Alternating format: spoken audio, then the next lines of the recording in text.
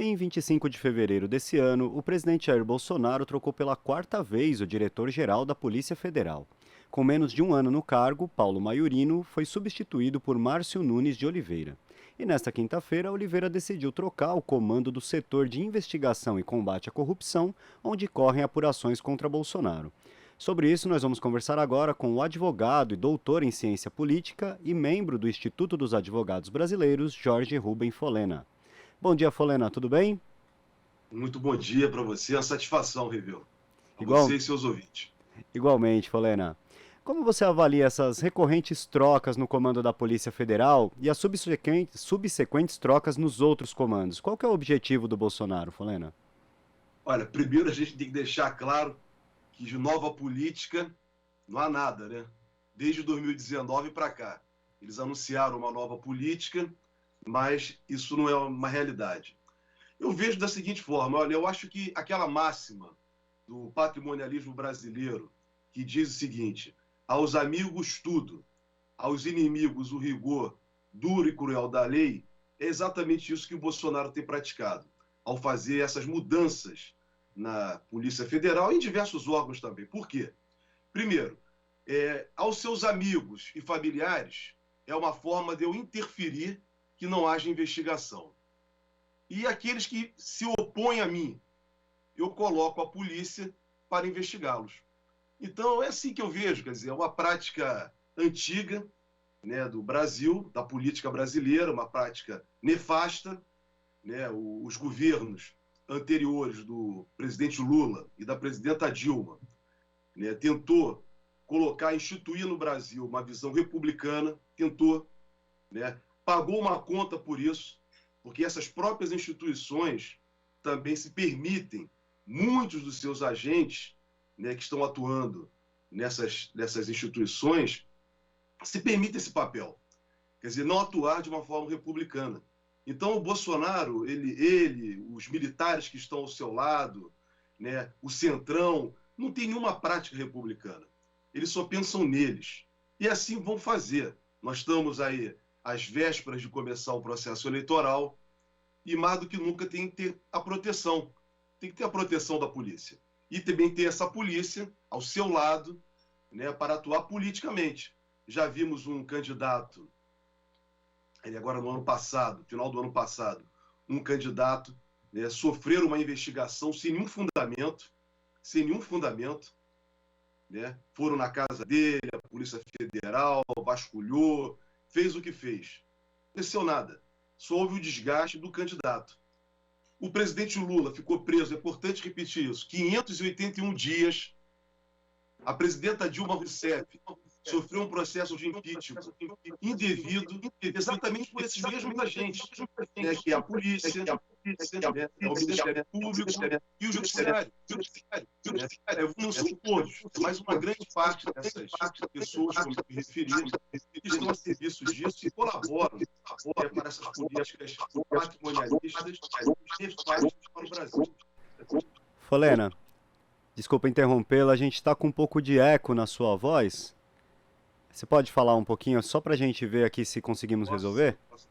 Posso. Melhorou? Não, ainda está com esse eco.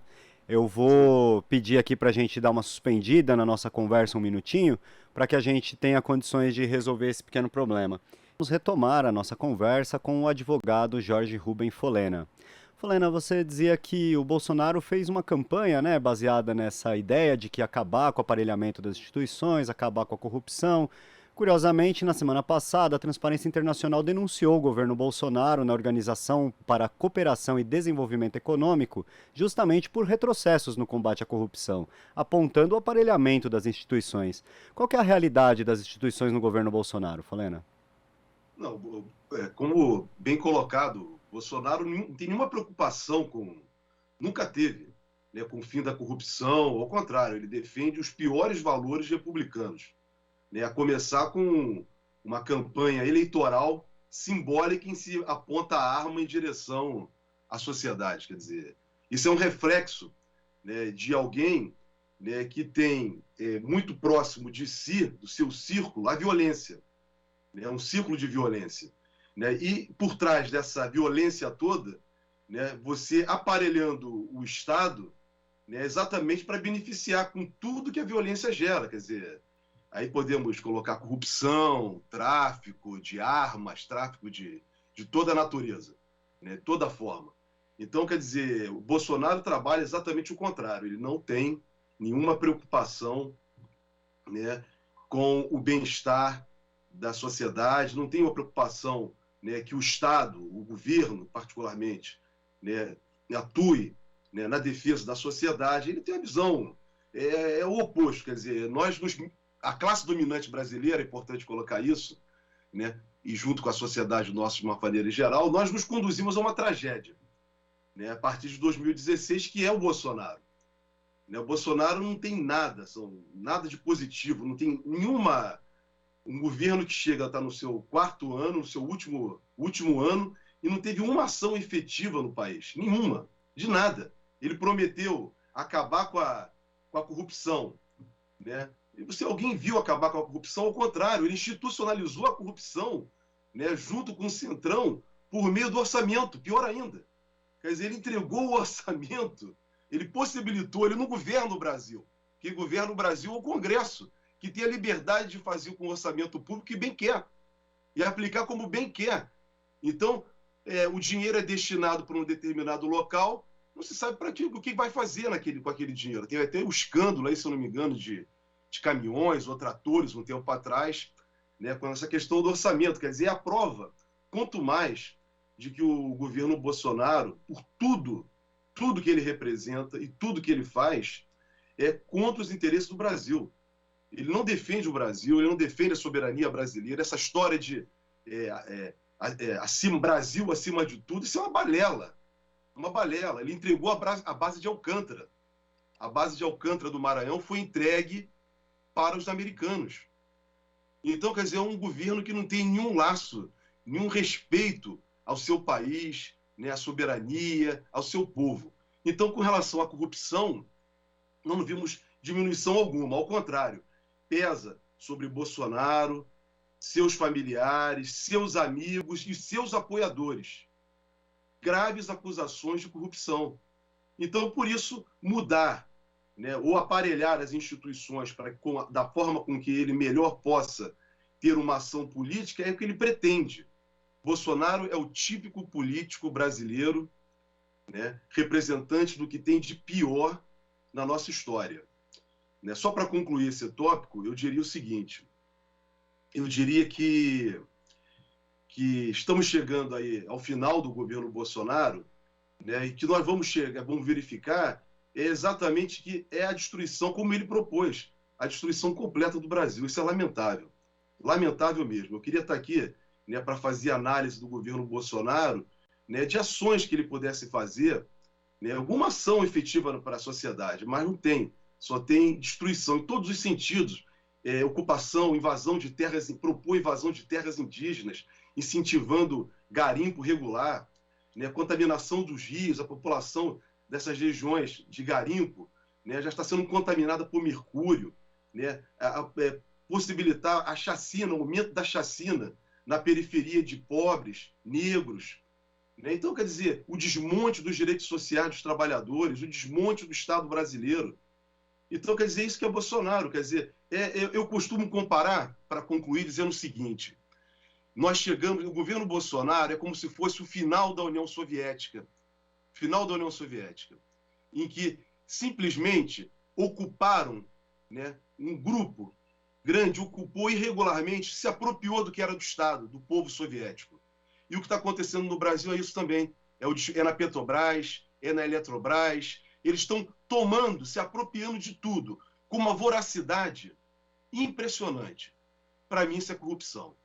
E termino dizendo que o candidato do juiz suspeito, que foi ministro de Bolsonaro, saiu do governo de Bolsonaro exatamente, né, numa disputa de poder com ele para ver quem ia mandar na Polícia Federal. Então, termino para que... E eles não representam nenhuma mudança, eles não representam nada de republicano, eles não representam nada que possa ser bom para o Brasil. É muito sério isso, Folena. E continuando essa questão da análise dessas mudanças na Polícia Federal, nessa semana foi divulgada uma delação do ex-executivo, de um ex-executivo da Ecovias, que teria destinado 3 milhões de reais em Caixa 2 ao ex-governador paulista Geraldo Alckmin. Logo em seguida foi divulgado que a denúncia já estava arquivada por falta de provas, né? Você citou uma situação aí que envolveu o Ciro Gomes, né? Que foi uma investigação da Polícia Federal que fez uma busca e apreensão na casa dele, o expôs. Mas recentemente até o governador João Dória, governador paulista, teve de volta aí aquele vídeo de um suposto vídeo íntimo dele que tinha sido divulgado na eleição passada, voltou à tona repetindo as informações que já havia. Além de estar se protegendo com essas mudanças na Polícia Federal, a gente pode esperar que também ela vai ser usada para perseguir os adversários políticos aí durante a eleição? Isso deve se intensificar? Olha, espero que não, mas a prática brasileira mostra que sim, infelizmente. Só queria lembrar aqui, rapidamente, que a campanha eleitoral de 1989, nós tivemos aquele debate da TV Globo, que foi cortado para prejudicar o presidente, o candidato presidente, hoje ex-presidente, né? E disputante aí a eleição de 2022, o presidente Lula, né, naquele caso. E também tivemos aquele episódio do Abílio Diniz, lá do sequestro, em que a polícia, na véspera da eleição, sai com a camisa do PT. Então, essas coisas, nós já vimos a Lava Jato, já vimos o que aconteceu, né, no Mensalão. Então, eu acho, aí sim, agora sim, fazendo uma outro tipo de... Eles vão usar isso? Bom, é um expediente, como eu disse, do patrimonialismo brasileiro, aos amigos tudo, aos inimigos o rigor duro e cruel da lei, como bem retratado na obra de Vitor Nunes Leal, Colonialismo, Estado e Voto no Brasil. Quer dizer, essa é a realidade brasileira. Isso não vai mudar. Mas, por outro lado, né, eu tenho esperança que a sociedade brasileira, de uma forma em geral, tá? Não a classe dominante, não aqueles que já têm posição, defendem aí esse passado colonialista, escravagista, né, que são antinacionalistas, que querem entregar a soberania do Brasil, querem acabar com a Petrobras. Não, essas pessoas não.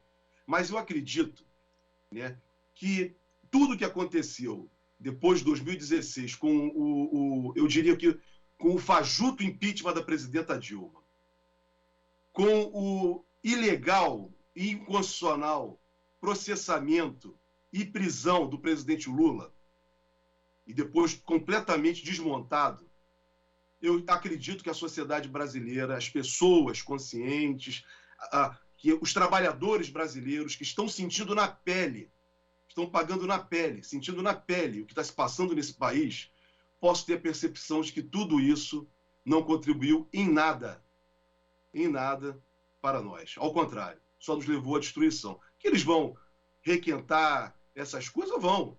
Né? O ex-juiz aí gosta todo tempo de fazer isso. Quer dizer, ele está completamente desmoralizado. Né? Um homem que ajudou, colaborou para que tudo isso acontecesse.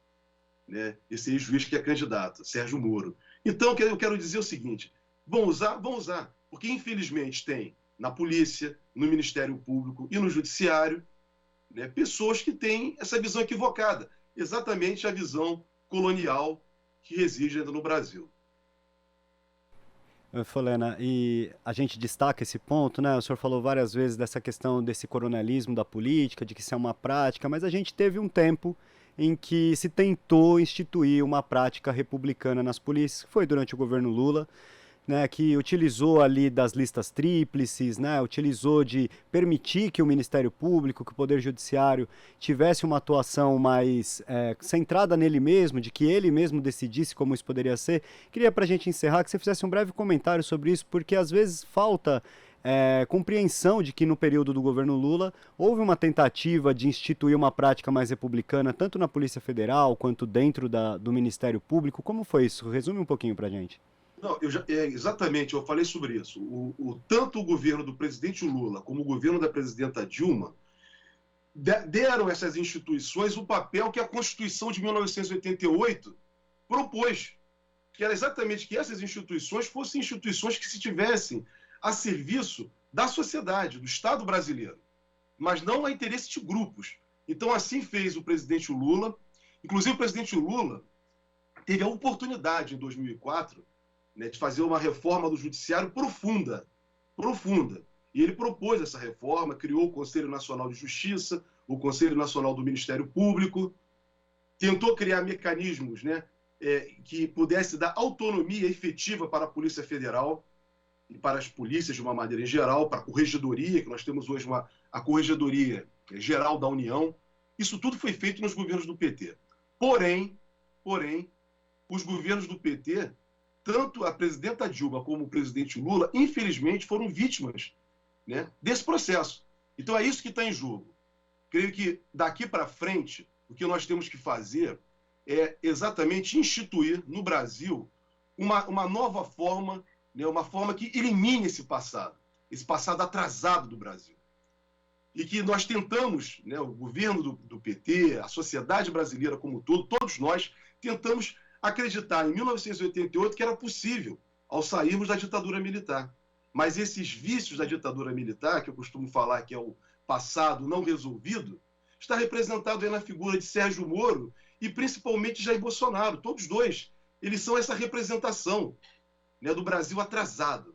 E tenho esperança, né, que agora, a partir de outubro, né, os trabalhadores brasileiros, a sociedade brasileira como um todo, institua, né, venha eleger um governo que possa apresentar um novo encaminhamento. Só para concluir, eu queria dizer o seguinte: essa proposta de semipresidencialismo que estão colocando ontem, o Arthur Lira levantou de novo, tá? Isso é mais uma forma, um vício da política brasileira, dos coronéis.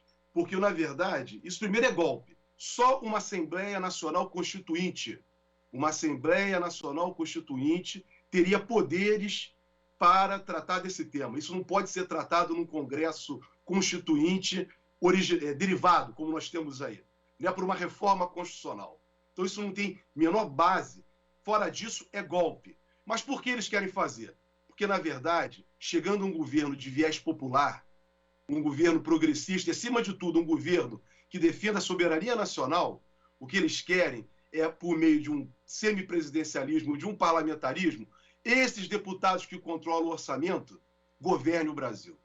E nós temos que nos colocar contra isso, porque aí é o conluio desses parlamentares com as instituições atrasadas e com as pessoas atrasadas que estão na polícia, no Ministério Público e no Poder Judiciário.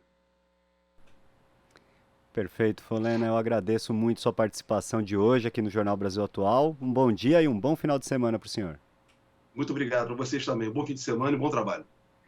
Conversamos aqui com o advogado e doutor em ciência política e membro do Instituto dos Advogados Brasileiros, Jorge Rubem Folena. Aqui você ouve as notícias que os outros não dão.